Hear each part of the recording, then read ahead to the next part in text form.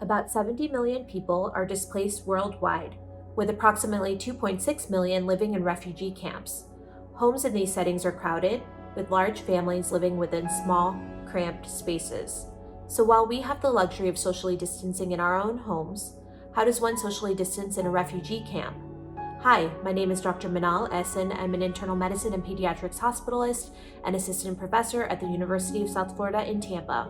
I'm also chairperson of Med Global's Volunteers and Networks Committee. Through this series, Dr. Hannah Qureshi and I will try to keep you updated about COVID-19 and its impact on vulnerable communities around the world. Since there is currently no vaccine for COVID-19, the best way to prevent illness is to avoid exposure. The CDC recommends maintaining 6 feet of distance to prevent person-to-person spread by respiratory droplet. The rapid spread of COVID-19 on the Diamond Princess, the cruise ship that was quarantined in the port of Yokohama, Japan, showed that the virus thrives in confined spaces. New York City, across the 5 boroughs, is about 10,000 people per square kilometer. In comparison, Wuhan, China, is about 6,000 people per square kilometer.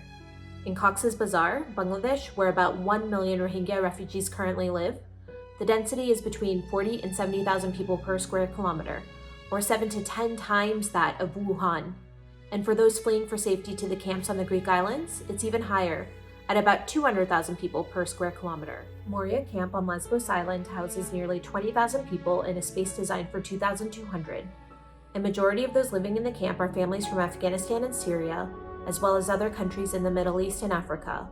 1/3 of the camp's population is under the age of 12. Holding facilities on all 5 Aegean Isles opposite the Turkish coast are currently 6 times over capacity. The first case of COVID-19 on the islands was confirmed earlier this month when a Greek woman tested positive on Lesbos. On these islands, overcrowding has forced refugees to seek shelter in nearby olive groves. Oftentimes, families must sleep on the roads due to lack of adequate shelters and tents. Limited access to running water and toilets, as well as lines hours long for food distribution, make it impossible to abide by the guidelines for hand washing and social distancing for the protection from the virus. So even one case of coronavirus in these settings could be devastating. Many volunteer groups and humanitarian organizations have provided support, but most have been forced to leave by the pandemic.